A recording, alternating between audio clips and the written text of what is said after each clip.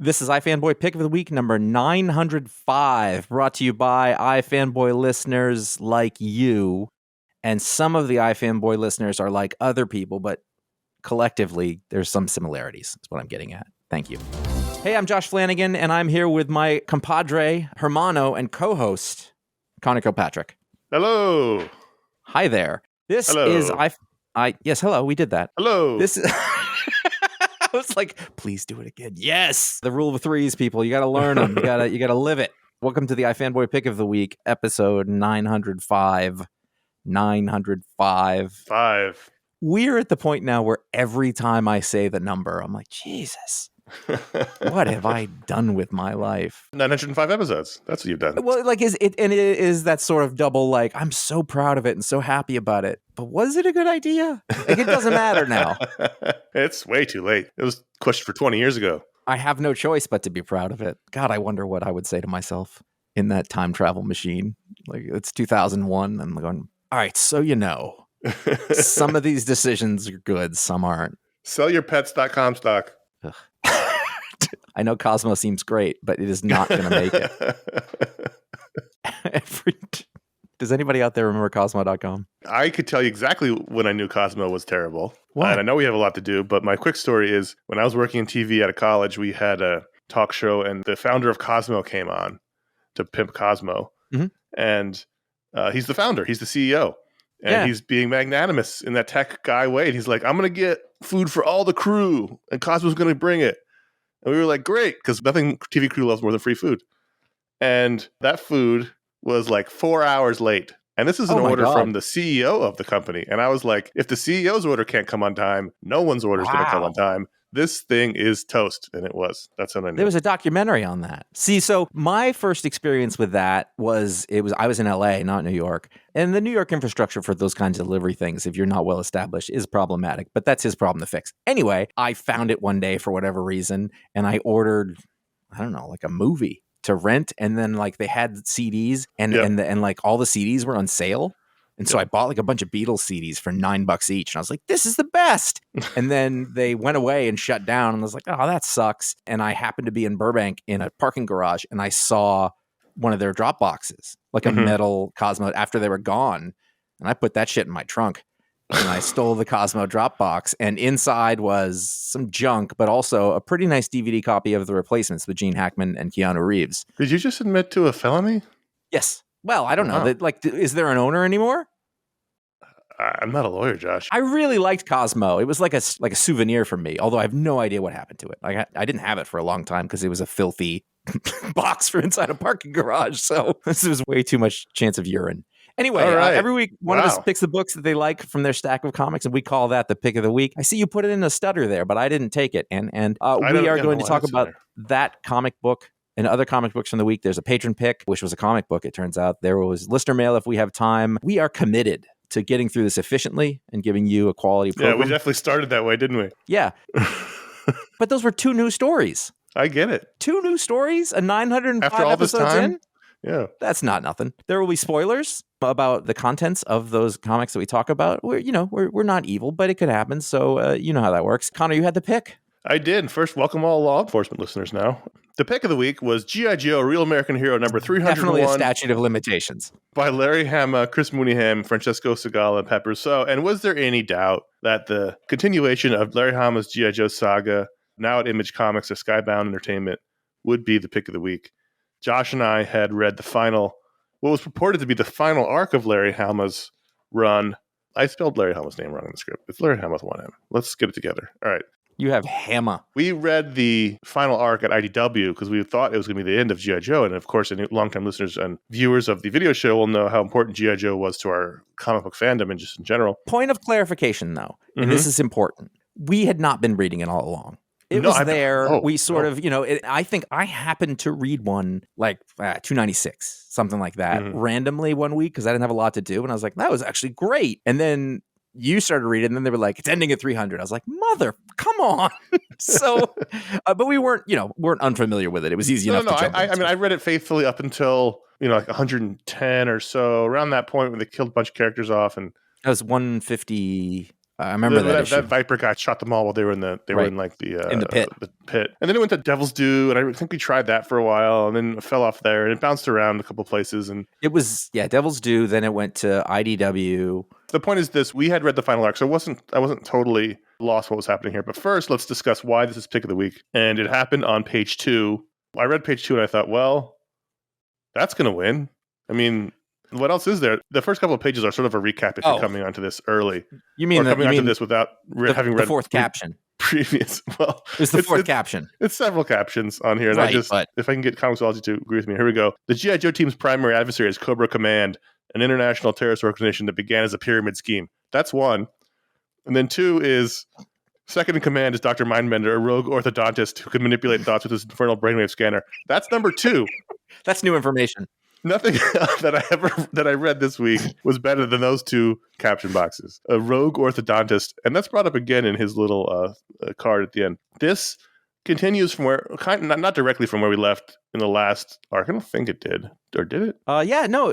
Because they're at a casino in the last arc. Well, whatever. They're escaping, and they are. They're at a casino. There's the casino, and like it's like the next moment. And the reason that clicked in, because I didn't really remember it, is that there's a guy back there with Cobra Commander, and I was like, "Who's that guy?" And he's Sean's dad, and he's with Snake Eyes, who's Sean.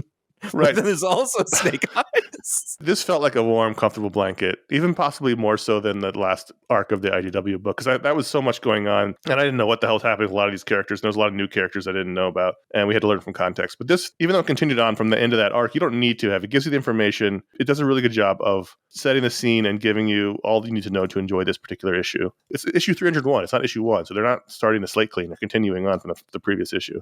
And then look, there's a couple things I don't love. I think there's way too many characters who wear Snake Eyes' mask on this team. There's like 3 of them. There was a delightful sort of lineup and description of everybody at the end. And one of my favorite parts of it was how often Snake Eyes was involved.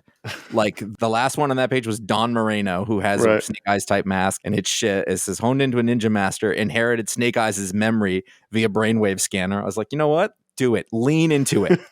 Well, you know what's really funny is I get to the end of the issue, and we're going to talk about the story and what happened in a second. I get to the end of the issue, I read Larry Hama's little, not super long, paragraph long essay, and then I was like, you know what? I really could have used like a character rundown on that. And then I turned the page, and there it is. Yep. It's not every character from the series, but it's the most important ones. Duke, Snake Eyes, Scarlet Stalker, Storm Shadows, Sean Collins, who needs a code name, Lady J, and Don Marino, who also needs a code name. And then Cobra Commander, Dr. Mindbender, Serpentor Khan, because he's a new version of Serpentor, Baroness, Destro, Zartan, Alpha 001, the AI bad guy, and Zerana. I could have used twice as many of those. I would have read them all. But he's not a bad guy all the time. He also turned on Cobra. It's Alpha 001? Yeah. You read it like it's a whole. There's a whole story they give you there. It's a wonderful recap. I found it interesting that they went out of the way to mention that Snake Eyes, Scarlet, and Stalker were all founding members of G.I. Joe, but not for Duke, which was interesting. Wasn't he not there initially? Because he wasn't. He was second wave, I don't think. He was, originally Hawk was the guy, and then Duke came along later, I believe. Interesting. Cole Hauser is it Cole? Yeah. Cole Hauser. Cole Hauser, and then Hawk is Clayton Abernathy. Yes. Those are things that I know forever. Like I know Tobias Beecher's Prisoner 97121B. Why do I know it? I don't need to. So in the last arc, Cobra has a casino on their island. What's great is it ever gets far enough away from it, the fact that Cobra was basically a pyramid scheme. It was a money-making scam. They turned into a terrorist organization run by this vainglorious lunatic Cobra Commander. And so there's a casino on Cobra Island. There was a big battle in the last arc. In this arc, a bunch of Joes are coming to the rescue. Duke and Wild Bill are flying the big C-17. What is this plane? Something like that. Could be cargo. Anyway, the plane's going down. That was a whole exciting bit where they had to keep it from crashing. Cutter's ship is helping a ground invasion. Cutter's boat. And it's all very fun. And so Serpentor says, fuck it, I'm going to blow this place up. He's going to set off a zombie bomb in the casino. And the rest of Cobra are like, wait, what? Wait, what are you doing? Yeah. And then it all sort of literally comes to a head as the plane almost crashes in the casino. The boat with the troops invade. The bomb goes off. And then the tragedy of it is that Sean, who was Snake Eyes' replacement until Snake Eyes was revived in the final arc of the last series. He's still, for all intents and purposes, Snake Eyes. He's wearing the outfit. He needs a new outfit. Yeah. Sean is the son of Wade Collins. Wade Collins, of course, you'll remember, is the fourth man in the Vietnam LARP team, LLRP. Do Do you remember what LRRP stands for, Josh? No, I don't. My memories on some of these specifics have faded. Long Range Recon Patrol, I believe was what it was. It was Snake Eyes, Storm Shadow, Stalker, and Wade. It was just always the other dude who was there, who wasn't on G.I. Joe. And so I guess they incorporated him somehow, Wade being the other member of the team, and Wade tragically dies in this issue. So it was actually a pretty big deal. And you have Stalker, Snake Eyes, Storm Shadow, and Sean carrying his body off the boat at the end, it was a really great image from Chris Mooneyham, but also very emotional. It ties all the way back to G.I. Joe 26. The origin of Snake Eyes was the first time we saw that character. I thought Chris Mooneyham's art was just wonderfully chaotic. It had a bit of Lee Weeks to it. It had a bit of Sean Murphy to it. Yeah. Larry Hama had some really solid artists. We talked about this a couple episodes ago on G.I. Joe. Not always the best artists, but he had some really good ones. MD Bright and Steve Leialola. But I think one of the benefits of being on Image and them sort of really elevating this is you get a super high-end artist like Chris Mooneyham on this book. Again, not to say Larry Hama's not worked with really great artists, but this is something you wouldn't have seen back in the Marvel days. A lot of artists of this caliber. IDW and Devil's Due. I was going to say IDW, the page rates aren't awesome. So you're not necessarily going to get something who could make more money somewhere else in terms of an artist. The Devil's Due page rates were really good. It's just that they didn't pay them. Right, sure. We're paying you $5,000 a page. Oh, okay. The real problem with those books turned out that no one got paid. What's interesting is I'm sort of reading it, and the art, a lot of times people can get by in the G.I. Joe books with sort of aping what those MD Bright books look like for a really long time, and kind of keeping it simple. And I think that Mooneyham does that to a certain extent, but he's definitely bringing a different bit of a dynamism to it. There's a roughness. Look at page 9 with that extreme close-up of Wild Bill as he's yelling as he's pulling on the yoke. Yep. The image of Wild Bill is very Sean Murphy-esque, but then if you go right to the left, that image is very Lee Weeks. Sure, I see that. Actually, I wanted to bring this page up. And I almost posted it on the Instagram because people who know me, when I get to a page that is poorly composed and hard to read, I like to point it out. Yep. It's interesting to me. But I got to this page, and what happens on this page is that it goes left to the right, snakes down, pulls back to the left again, and ends on Wild Bill yelling. That breaks a rule, but it does it in a good way that is clear and works great. It's intuitive. That's a very old school page to me in the best way. And then the lettering goes along with it and makes it work. It's a really well done page that breaks that rule of things that I say you can't break. I really dug the art. And at first, it took me a second to sort of like, what am I looking at? Is this good? And I look back, it's like Mooneyham, right? And I think it did all the things right. And also what I thought was interesting, is at the end, I know there were, I don't know if there were essays, but there were letters from the desk of Chris Mooneyham. And he sort of talks about himself and the history of the military and blah, blah, blah. And this is why I should be able to do it. Didn't grow up with G.I. Joe. He's probably too young. Yep. And so many of the people come onto this like, oh man, I loved it so much, but I couldn't have told you that. Like, he's committed to this art. There's all these different characters, and he came in, he did this military stuff. It might be better that way because he's got nothing in his head about what it should look like. Yeah, but it is in keeping. It's not like I look at it like, this doesn't feel like G.I. Joe. It does. It's great in that way. But I think that there are bits where Cutter is actually, so 2 pages after that first panel where Cutter's driving the boat, and just sort of the angle that we're looking at, he's controlling it. His face is in a shadow. You get speed lines all around him. Yep. You see that tension. You see him working. Again, it's a super simple thing, but I know what you are. You just looked at panel 3, didn't you? Yes, I did.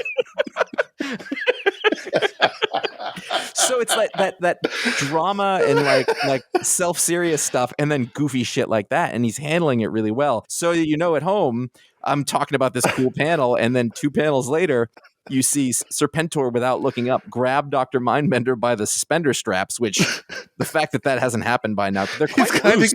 He's trying to get away. He's got his arms up like he's going to run. He's got one knee up. He's trying to yoink his way out of there. And Serpentor's, where do you think you're going? Yeah. And Dr. Mindbender's face is like, oh. Huh?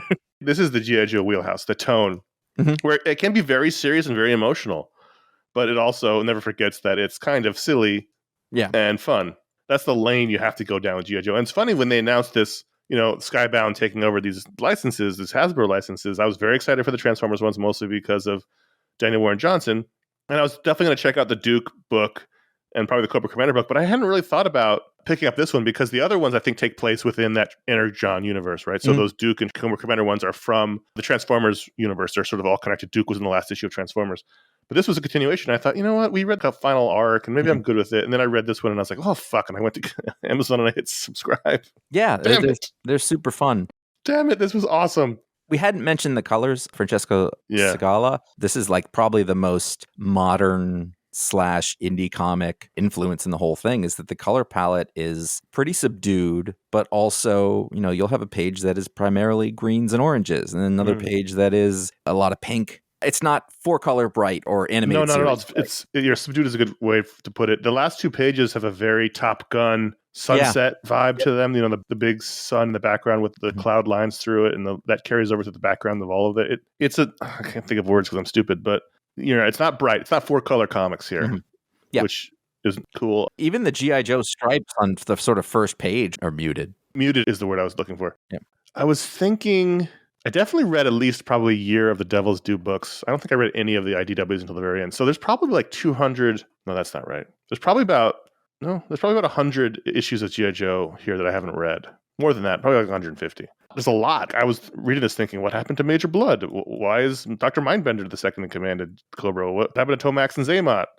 Why is Zorana there but not Xandar? Like it's like there's a lot of questions that I'm kind of gonna have a fun time, piecing together as we go here. Why is Sean Collins wear a Vietnam-style headband over his Snake Eyes mask? To honor his father? I guess. Sean Collins is wearing the exact same mask as Snake Eyes is wearing, which is a problem. Yeah, but he was Snake Eyes. Right, I'm saying, but they need to give him a new mask. The other Snake Eyes, they just got back. Like, they're on the same mission. He didn't just give him his clothes in the middle of it. Right. They'll figure that out. Give him time. It's not like he got out of the glass case or wherever he was, and they were immediately like, give me those. And he's like, but I don't have anything else. Shut up, Sean. And then his dad's like, Sean, we have talked about this. Sean, you're embarrassing me. Apparently, I think maybe it's 155, one of them, or it's 110. Apparently, issue 155 is about Wade Collins, so he starts there. And just to close a loop, and we will move on, is that Duke and Roadblock appear for the first time in G.I. Joe number 22. Really? Yeah, he acted security for the funeral of General Flagg, shooting down an attacking Rattler plane. Duke was not till 22? That's correct. Wow, all right. I never really liked Duke, so I'm fine with that. I mean, I trusted him. He's not interesting. He's like Leonardo. That solo series is going to win me over. Yeah. Because I was like, all the people you're going to do Duke? All right, you're going to have to win me over here, Josh Williamson. The blonde white leader guy? Come on! You got Quick Kick there. He's dead, isn't he? Wasn't he one of the ones guys shot in the trench? Probably. What? And then you got, what's Hector Delgado's story? That's interesting. Right. He can sail on sand, for God's sakes. Give me a grunt solo book.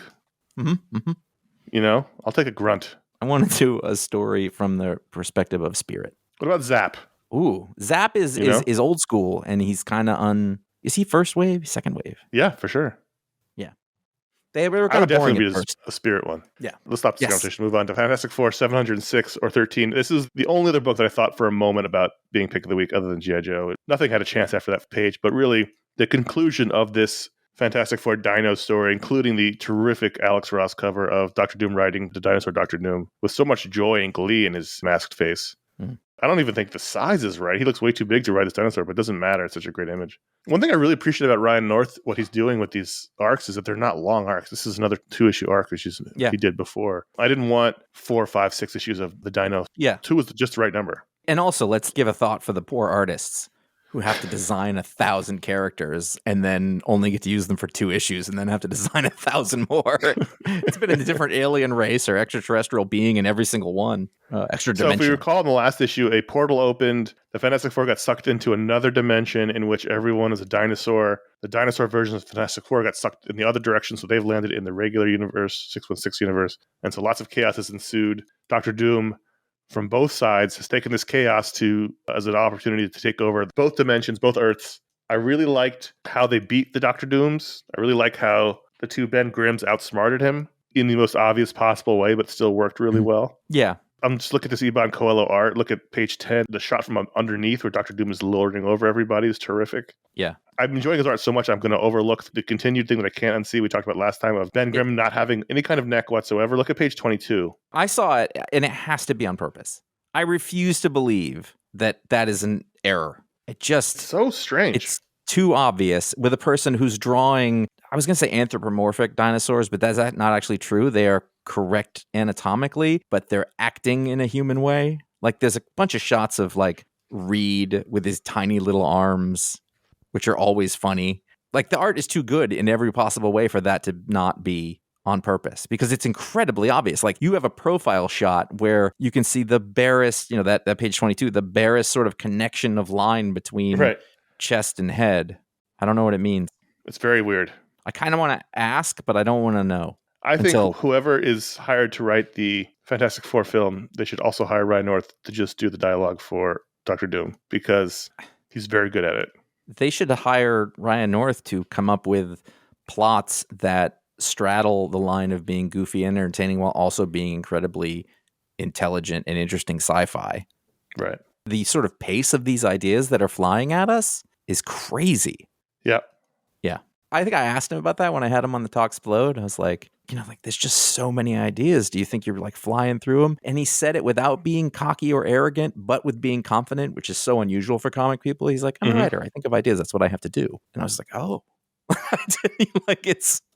Some people are just incredibly intelligent and productive and imaginative. And then, God, what a perfect fit. This issue really has it all. It has the Avengers fighting the dinosaurs. It has Avenger dinosaurs. It has a terrific double Doctor Doom pairing that, of course, inevitably devolves into chaos. It has a terrific Ben Grimm. This arc was terrific. This was a really fun wrap-up to it. And now it looks like we're heading towards possibly finally resolving the whole thing that set this book up, which is that one block of Yancey Street got sucked into time travel. And it's crazy because that first issue, it was a weird, we were thrown in the middle of a story that was already going on and everybody hated the Fantastic Four and we didn't know why. And at the end of the issue, it was a big hole in the ground. And we were like, what is this? And now, that has existed. We just accept that, oh yeah, that's the thing that happened. And at the end of this, they remind you, and they're going to be back tomorrow or whenever it was. And I thought that's really nice structure. That's a really sort of bringing it full circle, as it were. I also noticed that this series has kind of been a Ben Grimm centric. He's been sort of the main character through the whole thing, which is interesting. And coming off of that other Clobber in Time book, that it sort of feels constant. Like I've read a lot of Ben Grimm lately.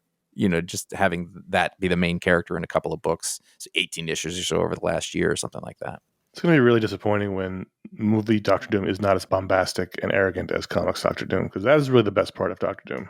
Yeah, they're going to tone him down just like they toned Kang down. I was going to say. When he's written well, the bombastic arrogance and egomania that is counterbalanced by him usually being right because he's so smart. Right. And occasionally showing a heart is what makes him one of the best characters in comics. I feel like he's not far from a Loki who's in the MCU, though. He could be the new Loki if they played it right. Yeah, that's exactly the case. That would be smart because it's not like they don't know they have a villain problem.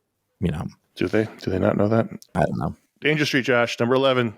Danger Street number 11 is a book that I have had a very hard time getting my head around in terms of trying to figure out what it is and what is going on. And that feeling stuck with me a lot.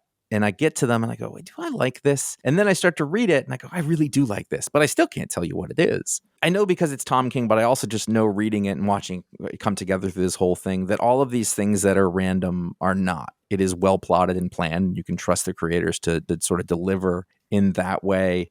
But it is strange and it makes you wait for it. And while these characters are not made up, there are a low tier of DC characters in here. For sure. When Creeper is your most well-known established DC character by far. Yeah. You have actually, I guess Orion's in this, but still. He's not like a main. Orion, Darkseid, and Highfather are off to the side. They're hardly in it. But as it's coming together, I sort of know where we're going, and I think that this is 11, so I assume it's 12 because that's the Tom King magic number. Yep. It all has come to this head. There's a really great shot that sort of illustrates that. They're in Lady Cop's kitchen at the end, and the dead bodies, there's a gross melted dead kid, which I was like, oof, you're going to do that, huh? There's 3 redheads there, which is weird. When you lay the creeper down, his costume looks very strange. It comes out of him like a hairy starfish. I got to the end of it and I was like, this is really, I'm finding it hard to talk about because I don't know how to describe it. I'm not sure I can tell you what's good, but I know I am compelled and I am hooked at this point. Yeah, I don't want to look back on it yet because we still have another issue to go to really discuss, how successful it was or wasn't or what. I found myself thinking, this is either going to be a really interesting experimental. I don't want to. Failure is too hard of a word. Again, I don't want to talk. We haven't finished yet, but at the very least, if the next issue doesn't satisfactorily wrap it up, it was still an interesting experiment. That was my feeling while reading this. Sure, and I really enjoyed reading every issue.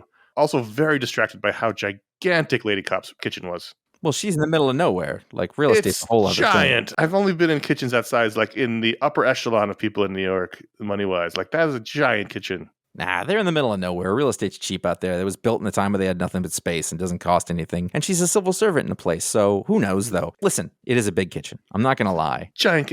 You can lay down 8 to 10 bodies in that kitchen. Well, we know 3 for sure. Well, there's room for a 4th in between 2 of them. I will say that if I had to pick a favorite page out of here, it would be very easy because there is basically one page where Highfather dies and him and Darkseid have like a moment. Yeah. And those last... Is he dead? I mean, he looks like he's dying. Or it's his weird done or whatever. I mean, it has that, but it doesn't matter because the idea is that the threat is so big that these 2 mortal enemies that we've known for 50 plus years, as fighting against each other while having some respect. I really like this tiny little part of the story. Yeah. And, and Darkseid says, arrogance is the weakness of the kind, and your demons are renowned for your modesty. And he chuckles and they laugh together. It's the Killing Joke sort of thing. Like they both have a laugh together. But it was really sweet. It was really well done. The book in general gives me that same feeling of the Rorschach book because it's the same creative team, but just as these disparate parts that are coming together and these moments that you get to live in that are interesting and un-DC Comics like, while also being DC Comics like. I find it very satisfying. I really liked the kids on that plane. I don't know what we're calling them, the mutant kids or whatever they are, but I like how they were just kids, right? So they had that diamond sword, the one that one of those dudes wielded. And there's one kid who keeps regenerating like a plant. So they keep chopping his arm off with the diamond sword. Like, now do this one. And they're still acting like kids, And he says something like, I've never lost 7 arms in a day before, but he's also blasé about it. And so this brings me to the point that I have noticed. Mm-hmm. You may remember there are touch points in comic books that we have noticed and pointed out, such as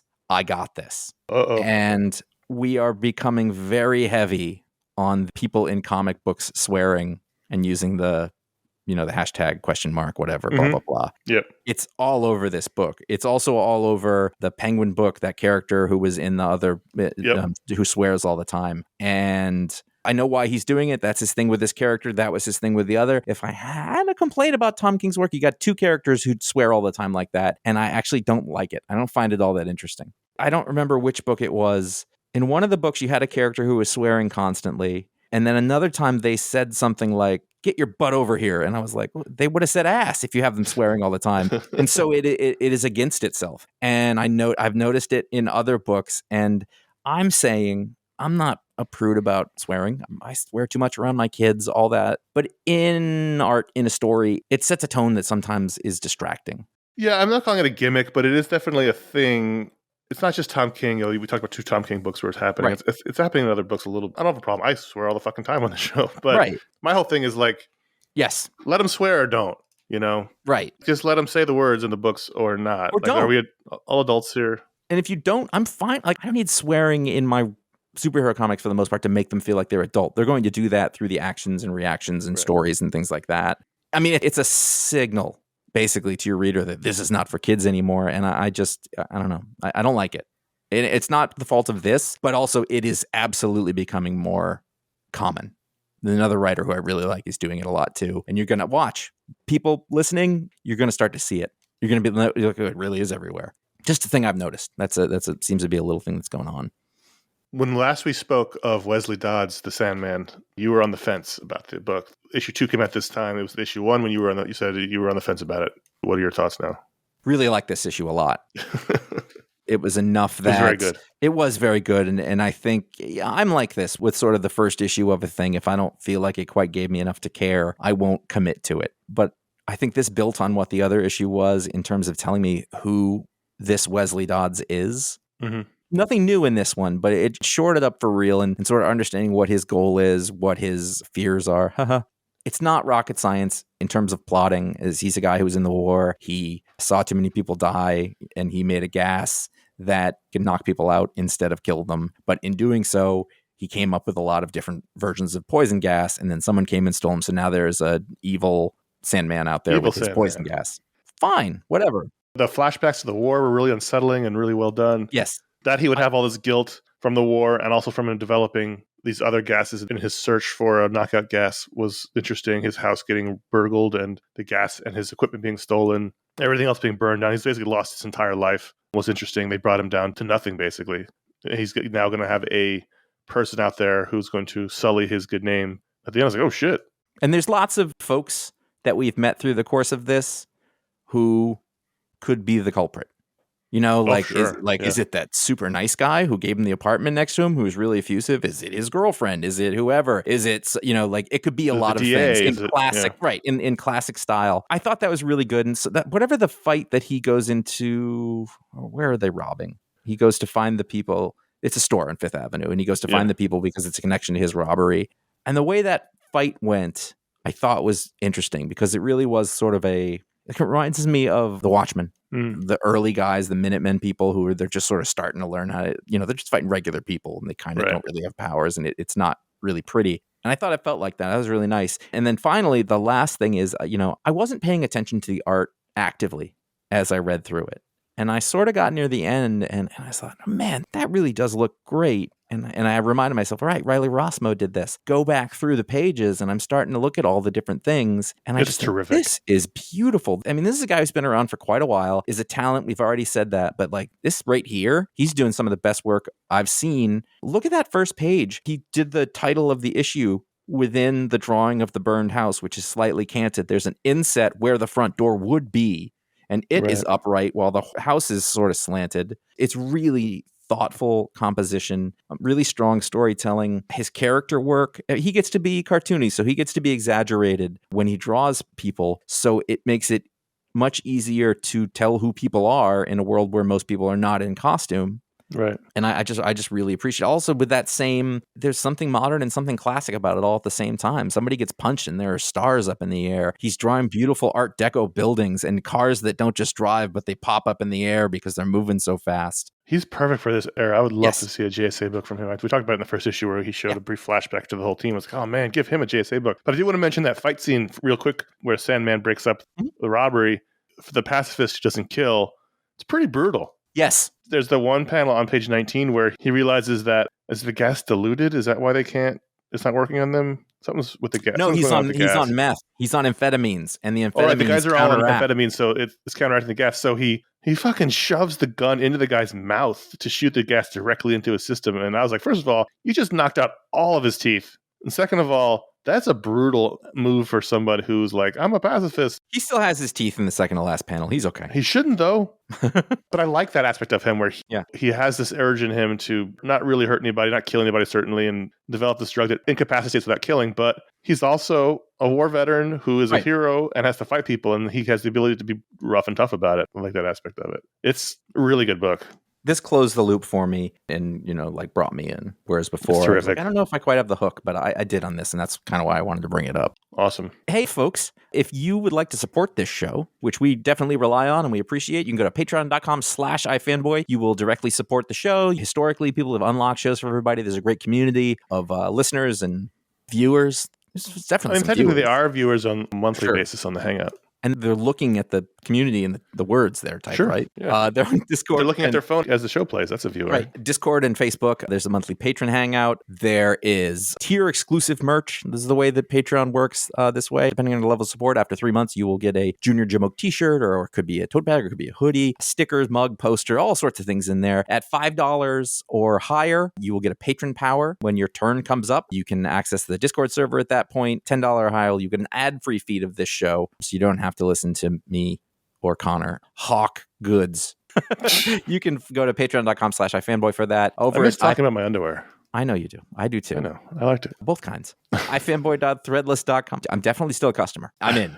iFanboy.threadless.com is where there are 13 designs to be put on t-shirts and more things, many, many more things. It's very fun to go through there and click on the different things, and then it shows our little designs on them. Oh, that'd be cool to get. And then I don't get them, but you should. iFanboy.com/support. There's a direct PayPal link there if you feel like you want to do it that way. And of course, anybody who does any of those things, we completely appreciate. Those are very active things that you can do. But you could go to iFanboy.com/Amazon, where you will find a general link to Amazon. That's an affiliate link there. So it's we sent you, so we get a little bit of that, which is really helpful. And if you were going to do it anyway, and you want to go through our thing, that would be great. Please do that. There are links to buy the books on Booksplodes when that happens. Lots of ways to get there from there, but thank you for people who did that. And finally, bookshop.org is the way to aggregate local independent bookstores to get books through web orders. Those are wonderful businesses to help them out. Wherever we can fit in a link for those books through bookshop.org, we will do so. Especially this holiday season when you're buying books. Yeah, absolutely.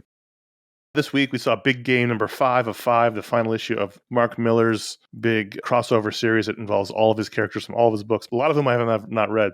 It ended up being a fun ending. I think the problem with this book is the problem I've had with several of his recent works, which is that it's just not long enough. Yeah. 5 issues, it felt more like an overview or an outline of the story. If you're doing something this big with all of your characters for the first time ever, you got to do 12. You got to really grow into the story. There wasn't really a moment for quiet. There wasn't really a moment for character building. It was just all action all the time.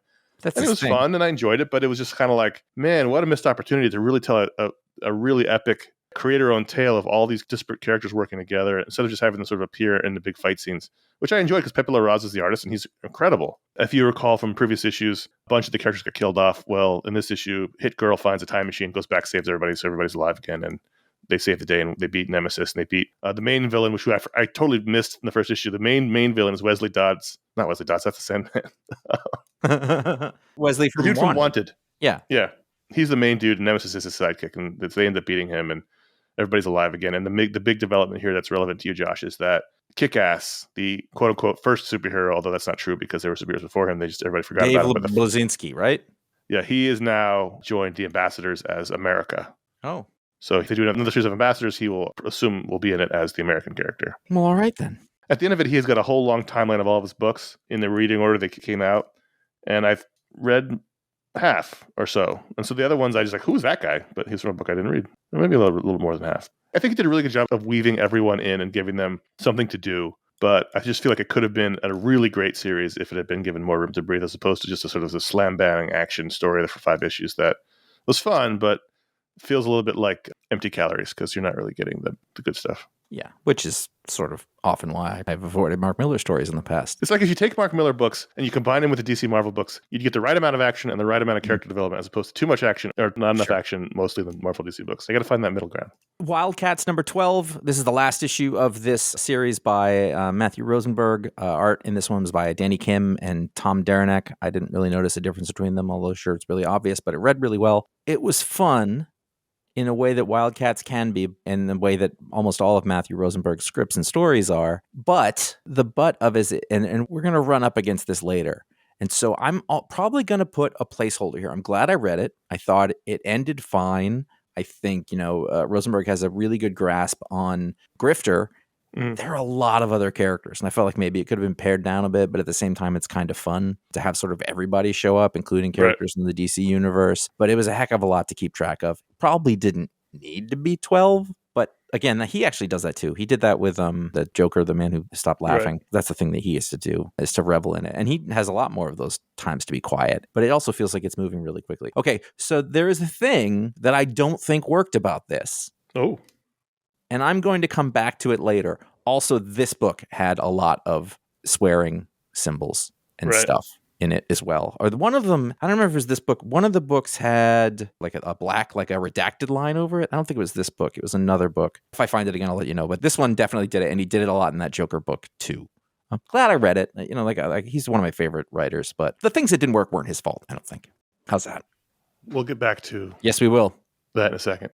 Capwolf and the Howling Commandos number 2 by Stefanie Phillips and Carlos Magno. This is essentially an Elseworlds book or a what if book.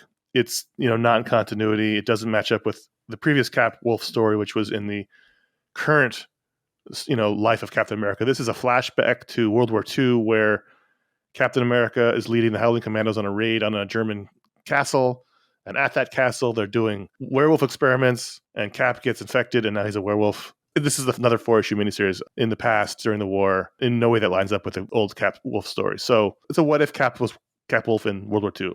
And I'm liking it. It's really fun. Dum Dum Dugan does not like Capwolf. He does not trust him. They kind of want to kill him, but he's a wolf. He's a wolf. And by the end, the big reveal on this page is that they infect an entire German platoon with the werewolf drug. And so now there's a whole fucking mess of Nazi werewolves that they've got to fight. So it's basically that kind of story. And it's Stefanie Phillips doing a World War II story. Once again, finding a way in this weirdo comic book world we live in to do a genre story outside of the norm in the big 2 books. And she sort of excels at that. She's it's the Garth Ennis magic trick. I mean, it's not a straight up World War II story, but it's as close as you're, not as close as you're going to get, but it's hard to do these days. Mm-hmm.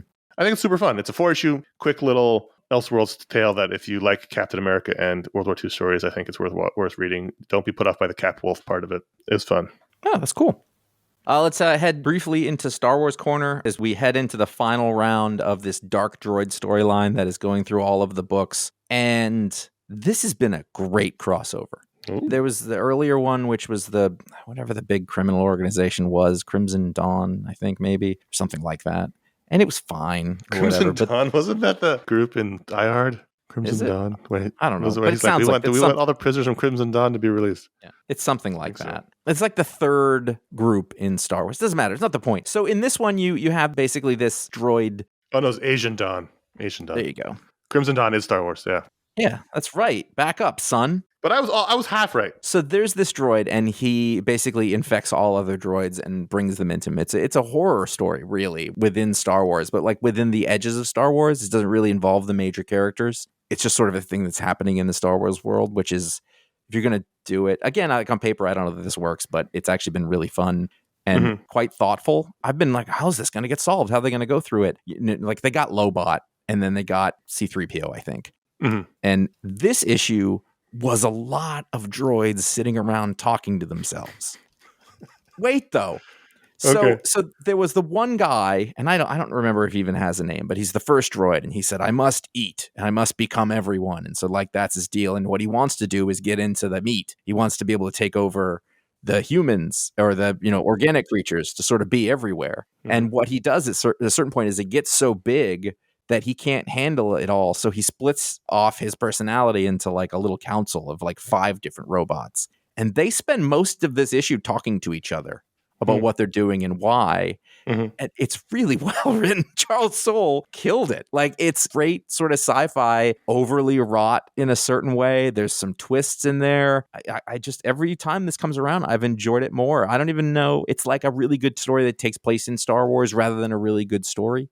But to make that work, I think takes a heck of a lot of skill, and it's been really fun. What do these dark droids want, Josh? I mean, it's just to consume everything and be around everything and control, like bad guys. So they're the bad guys, the dark droids? Yeah, but there's some things in here that change that around. It also does, if you haven't seen it on my Instagram, the first page of the issue. I saw that. I laughed pretty hard about that. Yeah. There's a conference room where the Imperials are having, in the back. There's stormtroopers like outside the windows guarding it, but they absolutely look like they're peeing into urinals. It does. It's like it's not even once you see it. No, it's totally does. I don't know how that got through. All right. Yeah. So those are the books we want to talk about. At patreon.com/iFanboy, you can vote to add a book to the rundown. Every patron gets a vote. And this week, an overwhelming number of patrons voted for Outsiders #1 from DC Comics, written by Jackson Lanzing and Colin Kelly. I have so many typos this week. I think I was rushing to get the script out. Well, that makes sense. Jackson Lanzing and Colin Kelly, the writing team, art by Robert Carey, Valentina Tadeo on colors, and Tom Napolitano on letters. And this is somehow related to Speed Force, because when I tap on it on Comixology, it says Outsiders 2023 #1, and then in double parentheses, Speed Force 2023. I don't know what that means. This is a reimagining / continuing of Planetary using DC characters, and I hated every minute of this book. Well, right away, shots fired. Yep. So yes, this is Planetary. So the first thing out of the gate is, I was going to say it's not Duke, it's Luke Fox, who's Lucius Fox's son. And right away, I know that we're being thrown into the world of everything that has happened with Gotham that you have not liked. So Lucius Fox has all of Batman's money. I don't really know what happened with Kate Kane, but she's like, this isn't to do with Batman. Isn't like, no, it's us instead. And I did, like, the thought is like, I feel like Lucius Fox would give Bruce Wayne his money back. I just do. At one point, he says, we're funding a new initiative. And I went, with whose money, Luke? Not yours. So they start off on this little journey. Come with us. It's a new team. And I thought, all right, well, let's see what it's like. I like the idea of Kate Kane. It's one of those characters I don't think anybody's really had a good handle on since Greg Rucka initially wrote her. I'm financing a new organization, not a super team. No vigilante justice or spandex required. Our purview isn't fisticuffs on rooftops and keeping supervillains in charge. It's knowledge. Oh, really? Sounds expensive. I didn't know what was coming first. And then they go to Antarctica, and a lady walks out and says, I'm drummer. And I was like, whoa, that's... And I was like, I don't know when that character changed, whatever. What is that? At that point, did you notice that Luke was wearing a white suit? I don't think I did, actually, until later. It was definitely later. And then I was like, oh, there's the 3 of them. And the 4th man is Lucius, the 4th man. I didn't notice it until I realized they were on the carrier. When I realized they were on the carrier, I went, oh, and I sort of put it all together. And So here's the problem, and here was the problem with Wildcats, and I don't know if this exists for everybody, but this attempt to merge the Wildstorm universe in with the DC universe has been going on for the better part of a decade, if not longer. Mm-hmm. And if you are from a point of time where they were separate things, it doesn't feel okay. It's awful. I'm not willing to go. Like, it's just like they're different things, and they have different. And the world of the Wildstorm universe being in the DC universe dilutes both. Yeah, that's what I mean. That's really awful. It's not the same sensibility. It's a different world.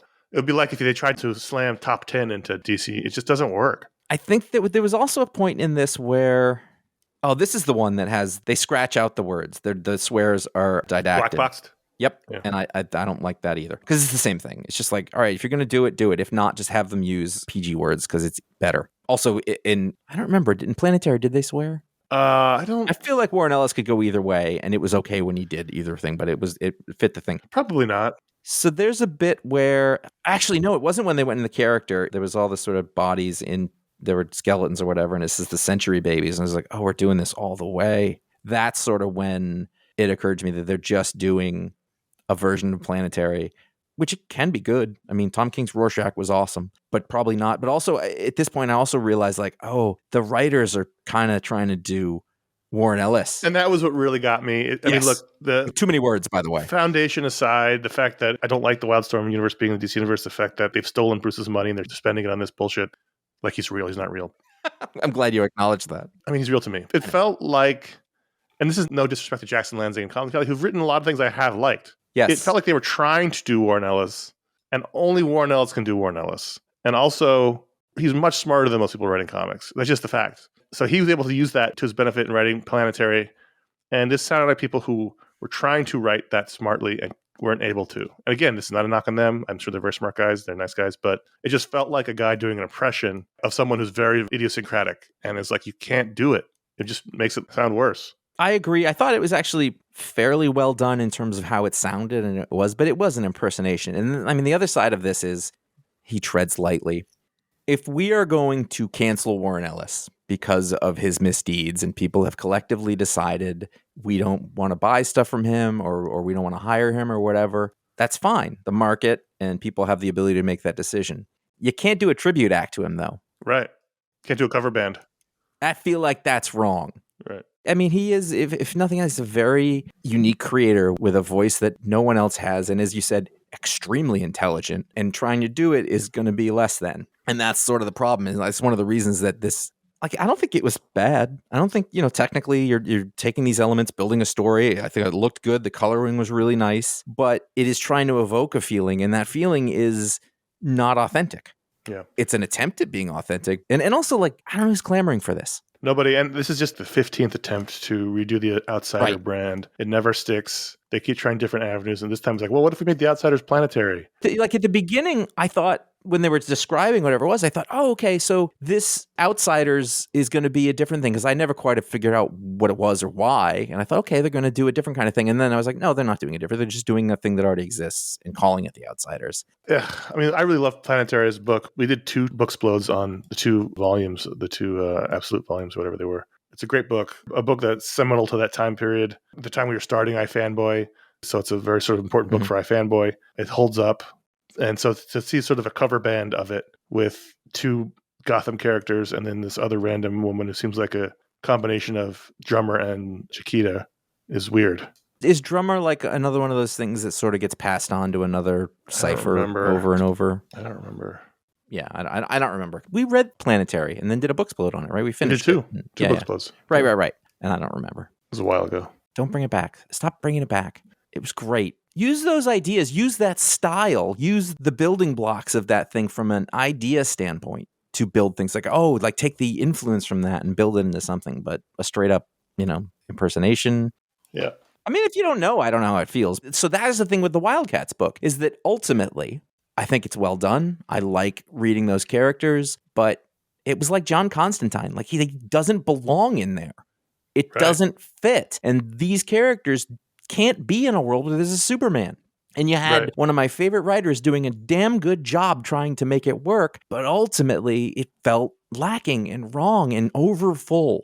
There's too many ingredients in the dish. Right. But I don't know how it feels if you didn't know those things separately. I don't think it would feel like anything. It would be like, what is all this mess? That's what I think it would feel like.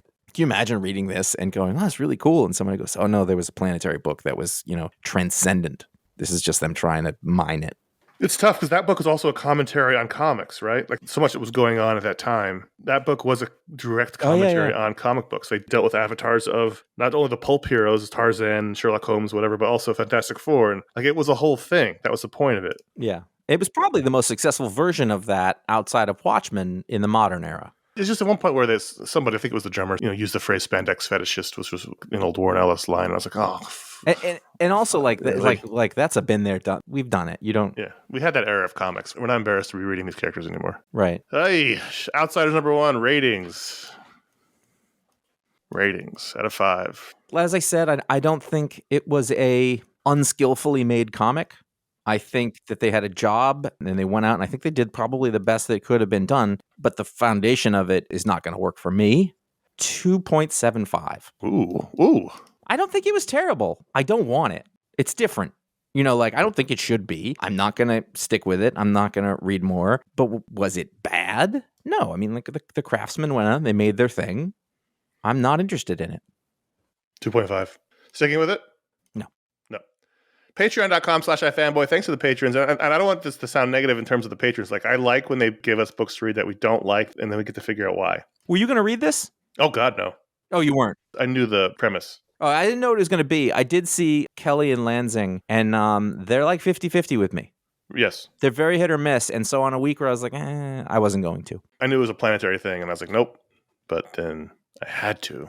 And I enjoyed the conversation, so there you go. I guess I hadn't even looked at the cover because it's so goddamn clear what it is. Like, I just blundered in, and like I'm supposed to be a guy who knows this shit. I'm like, how did you miss that? Because you didn't look at covers anymore. That's fine. That's you. Be you, Josh. I did. I looked at one other cover this week, and I sent you a picture from it before I read the book, and I was like, that cover is awful. Patreon.com/iFanboy. Yeah, Josh and I's text is where it gets real catty. Try to keep that off the show. Patreon.com/iFanboy. Every patron gives a vote to book the rundown, but if you give it the $5 or higher level every month, you get a superpower live on the show, like this gentleman. Kyle Wade has mastery over how slippery or not slippery surfaces are. So any surface, it doesn't have to be a floor. It could be, ceilings, walls, sideways. He can increase or decrease the level of friction. Everything could be banana peel slippery, within limits. He's not going to do the whole earth, but if you're, in a room, sure. You can make the area be very grippy underneath you so that there's a great deal of friction. Yeah. There's all sorts of, just in terms of moving furniture, hugely helpful. You have given out friction powers before, but that's okay. Is this a new one? Not exactly this one. I will tell you that I looked up at my little list of notes, and the last few I made were not very specific. So what I saw was slippery surfaces. And then I just started talking. And that's how it works. That's why, sometimes you go somewhere really interesting. I'm trying to remember my other frictionless things. Largely, the best benefit of this is that you can make escaping criminals fall down in a silly way. It just makes me wonder how often during the day you're thinking about friction. That's all. I do think that falling on a slippery floor with the one leg that gets kicked up is very funny. One of the most comedic images possible. Sure. The only thing that in my mind surpasses the slip and fall leg up in the air is what I like to call the off-screen tackle. Oh, yeah. It is when a character is taken out by another character or object from off-screen that they don't see coming. Absolutely. J.J. Abrams, of course, he does it with a bus quite often. He has buses tackle people, but I like the tackle. And sometimes, I don't really like it when you see it coming, because a lot of times you'll say, oh, look at this shot. This is framed. Right. He doesn't see anything coming, but we all do. I really like it when you don't see it coming. Yeah, that's always the best. That's a different thing, though. But after that, though, is the slip and fall. Like I said, we've been skateboarding a lot, so grip tape is on my mind. Patreon.com/iFanboy. Thank you, Kyle, for being a patron. We appreciate the support. We do have a note here. We got a note from Clark who wrote in and said, I want to let you guys know about a tragedy for one of your patrons. Scott B., a.k.a. the one-man Gin Blossoms cover band, was in an accident where he was hit by a car while he was riding his bicycle. He is improving, but this is a life-altering event. And so we just wanted to say to Scott that we hope you recover quickly and as the best of you can. And we're very sorry to hear this, and our thoughts are with you. And we give sending you our best. We're sorry about this. I know Josh, as a bicyclist, probably feels this acutely. That makes me angry, and I'm really sorry, Scott. But anybody out driving a car, just remember you are covered and protected by tons of metal, and a person on a bike, even if they're slowing you down for half a second or you don't see them, like, you can kill them. And it's a really, like, it's a very personal, like, I get very upset about stuff. Like, I'm sorry to hear that, Scott. Yeah, watch out for people. We wish you the best, and hopefully you recover as best as you can. And, let us know. Let us know what happens, how it goes, how are you doing. We appreciate your support. Please don't worry about that support anymore. Yeah. Yeah. So hang in there, buddy, as best you can. All right. Back to the nonsense. We can do at least one email. Kane T, what's an opinion you've held in your younger years on this show that you feel has changed the most in recent times regarding comic storytelling methods, the medium in general, or whatever? As an example, within the first 5 episodes or so, Conor loathes the return of Silver Age mentality to modern comics. But now, rightfully so, World's Finest is one of his favorite DC ongoings. This is absolutely true, and it would be my answer. In 2020, when we were on lockdown and I wasn't doing anything, and I went back and I cleaned up all the show notes from the old shows, or created them if they didn't have them, I listened to a bunch of the old shows. And not just me, you and also Ron, at the time, we all hated the silly Silver Age stuff that would occasionally pop up. We were in our 20s. We were very concerned about comics being serious and taken seriously, and so we didn't like the sillier stuff that I love now. Because I'm older now. I'm 20 years older, and your mentality and opinions should evolve as you change yourself. The things I didn't like then are things I do like now. Well, I think that, back then we came from an era that was very protective of what comics could be, that they were like serious or they weren't childish, and we still needed to show it. We came out of that 86 school, the 89 Batman that was all about that. And so a Marvel Knights and everything that sort of reset everything in a serious way. Yeah, and we thought that meant it was valid. And then so over time, you sort of age and mature, and you realize that some of the positions aren't worth having. But then 2, I think largely, like, we found ways over these years to appreciate those things in a way that we didn't have the capacity for at the time. Right. And so, what if Silver Age comics were more popular than anything that is published today? So what is it about that? People weren't stupider then. People were the same people that are here now. So what is it about it that's great? You sort of start to appreciate that. And then you see how that then affects the things that came after it. I would say that's probably pretty close to my answer too. Yep. I would say, though, if I had to pinpoint a thing, when we started this, I shouldn't have been on a comics podcast. No one should have listened to me because I was like, I don't get Jack Kirby. How fucking stupid is that? That's the dumbest thing ever. That's like saying you're a massive music fan and I really care about music history and I don't get the Beatles. What's that all about? It's that dumb. But I also think that is an interesting journey to go on with someone. Yes. So I don't think that you shouldn't have been on a show. I think it's interesting to start in that point. And through the course of these low 905 shows, you can hear the way that you look at a comic or appreciate a comic or understand the history of a comic has changed and grown. And you can take that journey with him. I think it's part of why shows like ours are successful. And I think that's part of why people go back and re-listen. We have a lot of people all the time tell us, I'm on my 4th re-listen of all your shows. And we think it's crazy, but it's an interesting arc that happens through that show. I'm embarrassed about that opinion because it's very ignorant, but the fact is I was ignorant. Yeah. I was. I didn't know. And a lot of times when you don't know, you don't know, or you definitely think you know. And that's the mark of many a young man. What? I am proud of the growth that was able to occur, for myself, for you, in a way that ultimately has led us and hopefully the listeners to being able to appreciate the art form even more than they ever did. Because the fact is, you can cut out lots of things. You can say, I don't like this, I don't like this, I don't like that. But if you're able to appreciate more of it, that's to the greater good.